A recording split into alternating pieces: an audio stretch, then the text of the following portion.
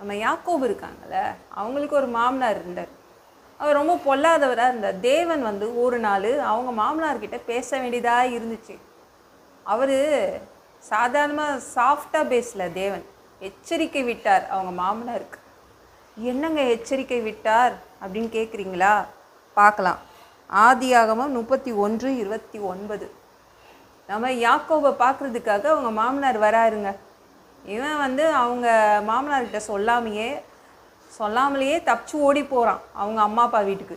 வேண்டாம், இவர்கிட்ட இருந்து இவர் கொடுமையை நம்ம அனுபவிக்க கூடாதுன்னு சொல்லிட்டு அக்காவையும் தங்கச்சியும் ஒரே வீட்டில் அவன் கட்டியிருந்தான், கல்யாணம் பண்ணியிருந்தான். அவங்க மனைவிகளை கூப்பிட்டுட்டு அவன் போயிட்டுருக்கான் மாமனார்கிட்ட சொல்லாமல். இப்போ மாமனார் வந்து யாக்கோபை பார்க்குறாரு, சந்திக்கிறார். எப்படி எடுத்தோடனே ஒரு மாப்பிள்ளையை பார்த்து எப்படி பேசுகிறாரு பாருங்களேன். உங்களுக்கு பொல்லாப்பு செய்ய எனக்கு வல்லமை உண்டு. என்னுடைய பவர் என்னன்னு தெரியுமா, நான் யார் தெரியுமா அப்படின்னு தான் ஆரம்பித்தார் மாமனார். எனக்கு பொல்லாப்பு செய்ய உனக்கு பொல்லாப்பு செய்ய எனக்கு வல்லமை இருக்குன்னு சொல்லிட்டாரு. ஆகிலும் உங்கள் தகப்பனுடைய தேவன் நீ யாக்கோபோடே நன்மையே அன்றி தீமை ஒன்றும் பேசாதபடிக்கு எச்சரிக்கையா இரு என்று நேற்று ராத்திரி என்னோடு சொன்னார். நான் உனக்கு தீமை செய்யணும்னு தான் நினச்சேன். என்னை கேட்காம கொள்ளாமல் என்னுடைய பொண்ணுங்களை நீ வந்து உங்கள் அம்மா அப்பா வீட்டுக்கு கூட்டிகிட்டு போகிற. நான் வந்து உனக்கு கெடுதல் செய்யணும் தான் நினச்சேன். ஆனால் உங்கள் தேவன் இருக்கார்ல, அவர் நேற்று நைட் என்னை பார்த்து சொல்லிட்டார், இதை மாதிரிலாம் செய்யாத, எச்சரிக்கையாக இருன்னு சொல்லிட்டார். பாருங்களேன் தேவன் எப்படி பேசுகிறாரு பாருங்களேன்.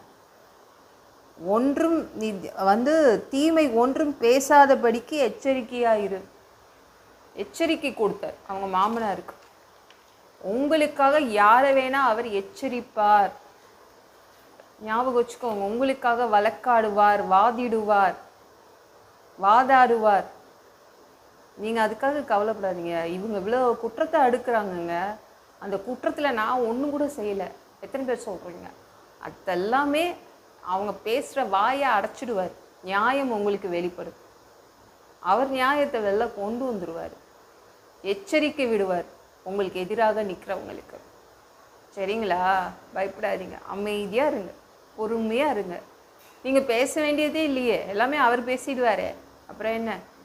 நிம்மதியாக இருங்க, எல்லாம் அவர் வந்து சரி பண்ணிடுவார்.